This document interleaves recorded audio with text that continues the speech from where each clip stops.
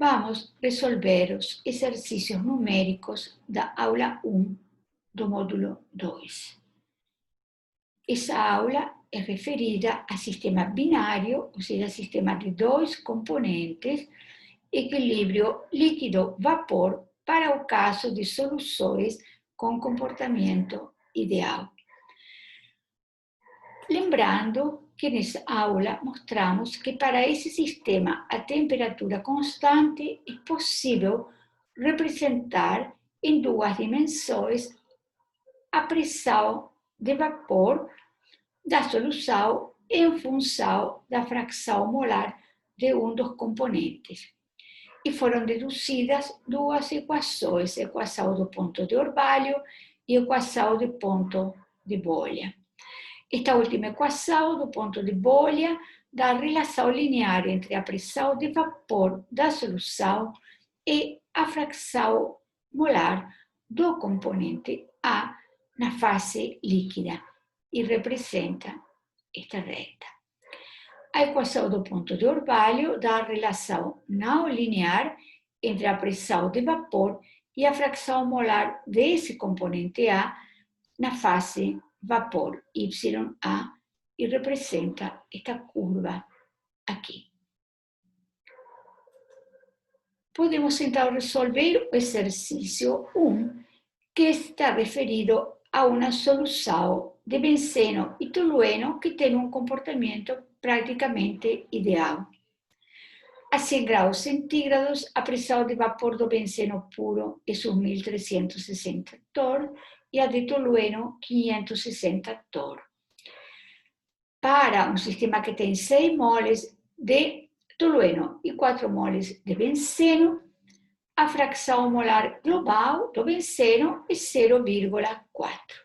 Isso pode, então, ser representado nesta figura, onde a temperatura constante colocamos a pressão em função da fração molar de benceno. Vejam que do lado direito temos a pressão de vapor do benceno puro, 1.360 torr. Do lado esquerdo, para X de benceno igual a 0, temos tolueno puro, e esta, então, aqui, 560, é a pressão de vapor do tolueno puro a essa temperatura. E nessa figura temos na parte superior, acima da linha que corresponde à equação do ponto de bolha, temos um sistema líquido, que é o que tem o menor potencial químico. E embaixo da curva que representa a equação do ponto de orvalho, temos um sistema vapor, que é o que tem o menor potencial químico, ou seja, a fase mais estável aqui é o líquido, aqui é o vapor. Entre as duas curvas temos uma região bifásica, temos duas fases com o mesmo potencial químico no equilíbrio, e essas fases são o líquido e o vapor. Para esse sistema que tem composição global 0,40 para benceno, essa linha que representa a composição global dele. No primeiro item, é pedida a pressão no ponto de bolha, no segundo, a pressão do ponto de orvalho. Que equações iremos utilizar para responder essas perguntas? As equações que já foram mostradas: a equação do ponto de bolha, a equação do ponto de orvalho e outras duas equações vistas durante a aula.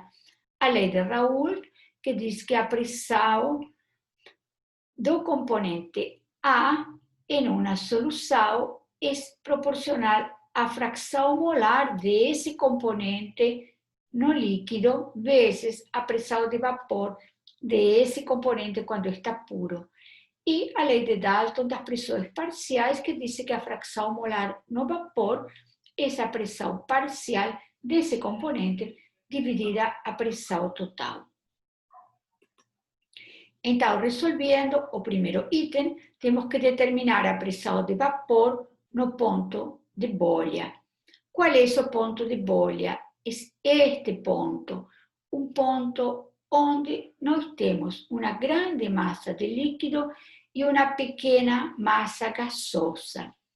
Se essa é essa a condição e podemos considerar desprezível a massa gasosa, a massa da bolha, podemos pensar, então, que a fração molar do benceno na fase líquida, e nessas condições, é igual à fração molar global, e que então é 0,4, como está marcado aqui.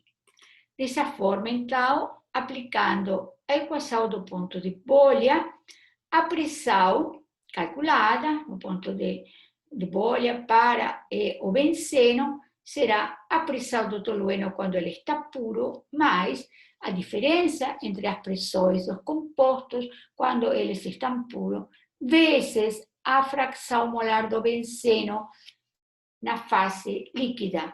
Mais uma vez, essa fração molar é 0,4, porque a maior parte do sistema se encontra na fase líquida e apenas temos uma bolha do sistema na fase vapor. Resolvendo, então, esta equação, a resposta é 880 torres, ou seja, esta pressão corresponde a 880. Vejam que esse número é intermediário entre a pressão de vapor do benceno puro e a pressão de vapor do tolueno puro. Posteriormente, então, temos que calcular a pressão de vapor do ponto de orvalho. Essa é a situação inversa, onde temos uma grande massa de vapor e apenas uma gota de líquido, uma pequena massa de líquido. Então, podemos considerar que a composição do vapor é igual à composição global. Então, esse é este ponto aqui, para o qual se aplica essa equação, que é a equação do ponto de orvalho. Colocando a equação, substituindo os valores das pressões dos compostos quando estão puros a essa temperatura e substituindo Y, ou seja, a composição na fase vapor do benceno, por 0,4, este ponto aqui, vamos obter a resposta 732 torres, que corresponde a esta pressão. Observem que essa pressão é menor que a pressão no ponto de bolha e maior que a pressão de vapor do componente que tem a menor pressão de vapor, ou seja, ao menos volátil, que no caso é o tolueno. No próximo item, é pedida a composição de cada fase a uma pressão total de 800 torres. Tentamos, então, marcar isso na figura, e isto corresponde a 800 torres. Essa linha azul corresponde a essa pressão. Então, verificamos que para a composição global dada, 0,4, a essa pressão, estamos neste ponto aqui, que corresponde à região bifásica. Portanto, para esse sistema, nós temos um líquido com esta composição e um vapor com esta composição. As duas fases no equilíbrio. Essas fases têm o mesmo potencial químico, mas elas têm diferentes composições. A composição da fase líquida dada pela equação do ponto de bolha e a composição da fase vapor dada pela equação do ponto de orvalho.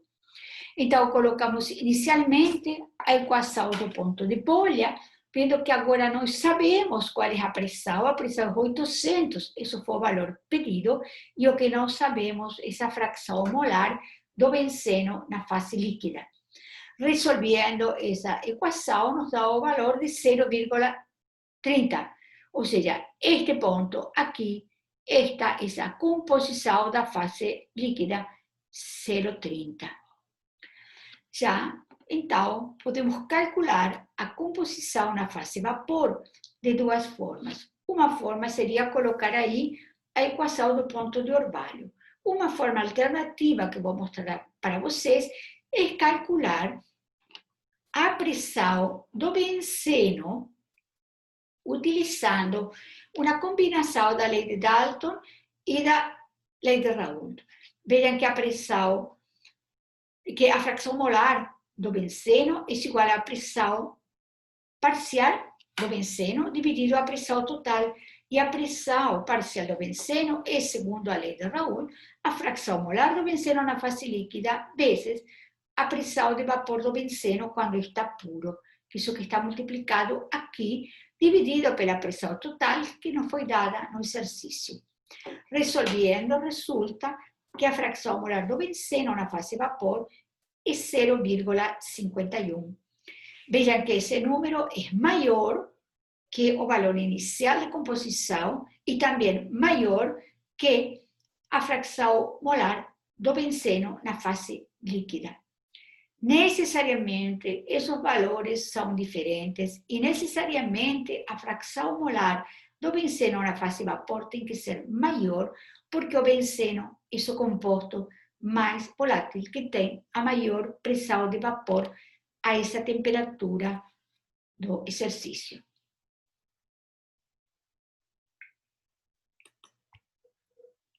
Agora, nos é pedido, no último item, calcular o número de moles de cada fase. Isso se faz aplicando a regra da alavanca.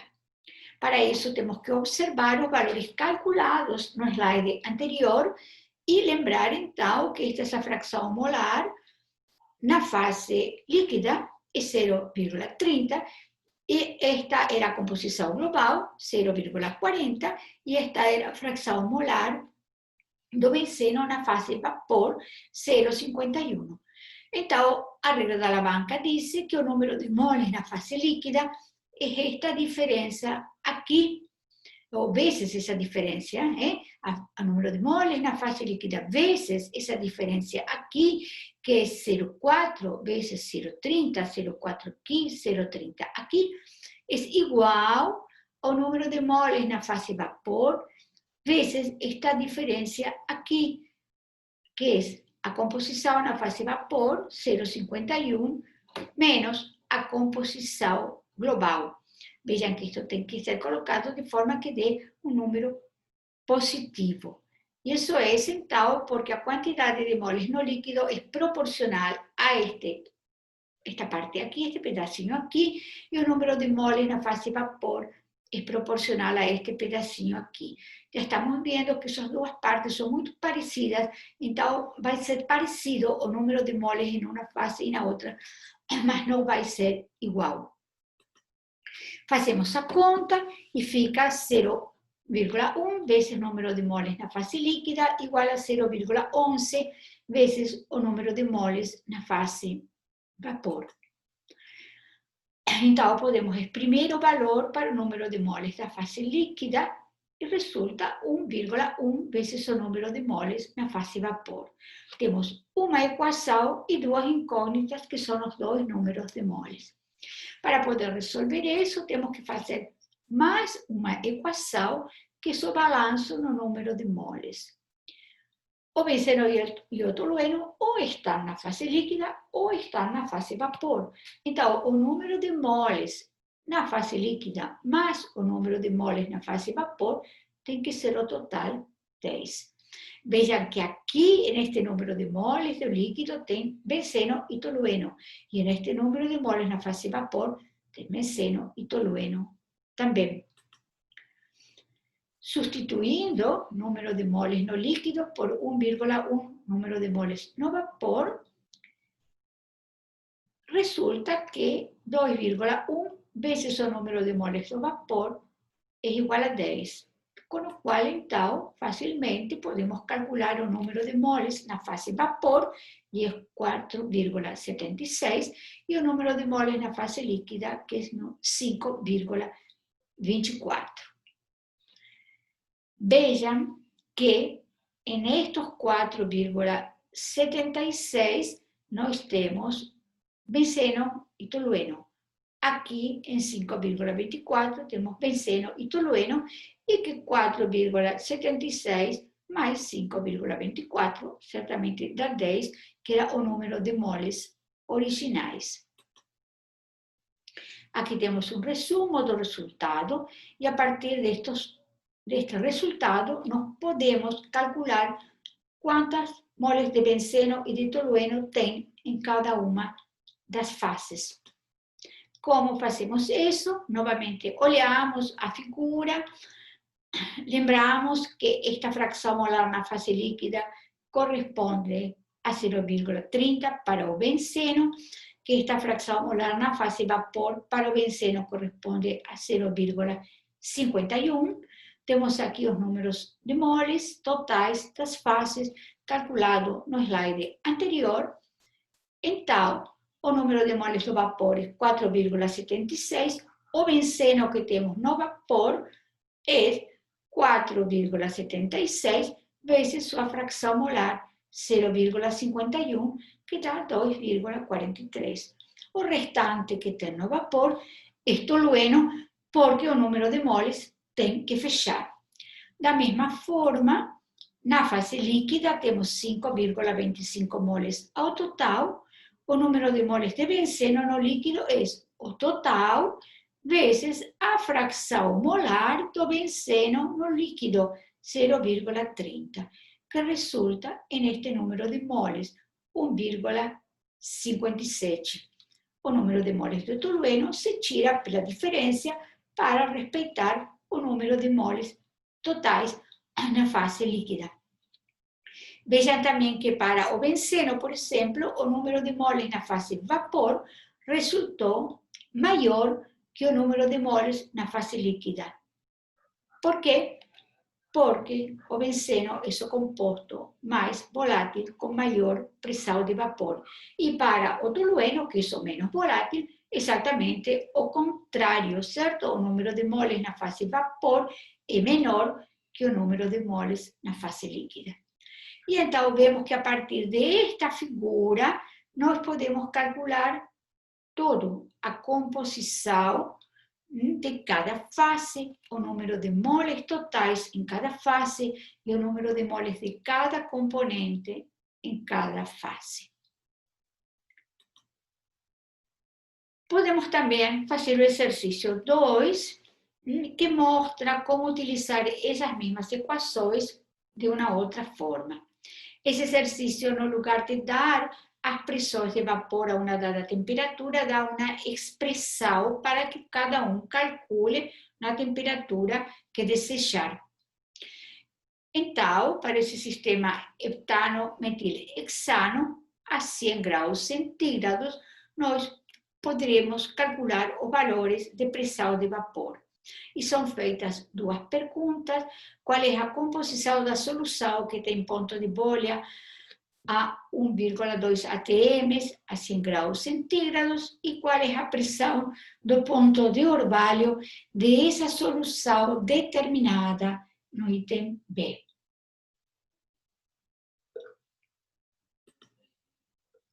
Então, colocamos as equações que nos foram dadas, substituímos pela temperatura que nos foi dada em grau Kelvin e obtemos as pressões de vapor dos dois componentes a 100 graus centígrados quando estão puros.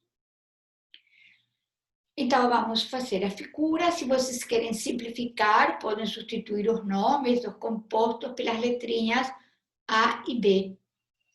Vamos fazer a figura considerando o comportamento ideal. Esta é a pressão de vapor do metilhexano puro, esta é a pressão de vapor do heptano puro, ou seja, esta é a fração molar do metilhexano. Aqui é 1, aqui é 0. Traçamos a reta que corresponde à equação do ponto de bolha e traçamos muito aproximadamente uma curva para indicar a equação do ponto de orvalho, totalmente qualitativa e apenas para nós poder nos localizar melhor no exercício. Então, a pergunta é: qual a composição da solução que tem ponto de bolha a 1,2 atm? Então, nós marcamos 1,2 atms e esse é o ponto de bolha. Então, nós precisamos descobrir essa composição. Novamente, então, colocamos a equação do ponto de bolha, com cuidado de colocar 1,2, este número que nos foi dado, na pressão de vapor total, e então exprimimos a fração molar no líquido do metilhexano. Substituindo, então, os números, nós chegamos à resposta que a fração molar do metilhexano no líquido é 0,53. Esse é este valor, e como é esse o ponto de bolha, a fração molar do metilhexano no líquido é igual à fração molar do metilhexano no sistema global. Ou seja, aqui Z de metilhexano e X de metilhexano são iguais. Então, este número vale 0,53 aqui aproximadamente. Posteriormente, então, é perguntado qual é o ponto de orvalho dessa solução que tem o ponto de bolha a 1,2 atms. Então, este ponto, o ponto de orvalho deste sistema que nós temos que calcular.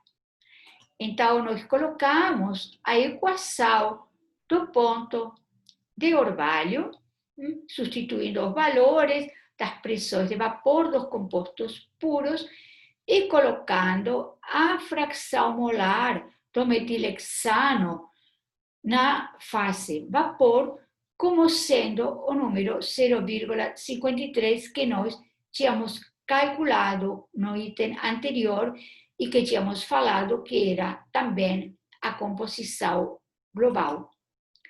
Certo? Notem que aqui está o número 0,53. Resolvendo essa equação, obtemos o valor de pressão de 1,18, que é este que está indicado aqui. Esta pressão vale 1,18, esta composição vale 0,53. Bem, esses exercícios, então, são exercícios clássicos desse tipo de sistema, onde temos equilíbrio líquido-vapor com uma solução que tem comportamento ideal. Então, após vocês estudarem esses exercícios, deveriam conseguir fazer a figura de pressão em função da composição a temperatura constante e fazer os cálculos que nós fizemos no exercício 1 e no exercício 2. E também vocês têm que voltar ao material da aula e estudar como é uma figura de temperatura versus composição e fazer uma interpretação, pelo menos qualitativa, dessa figura.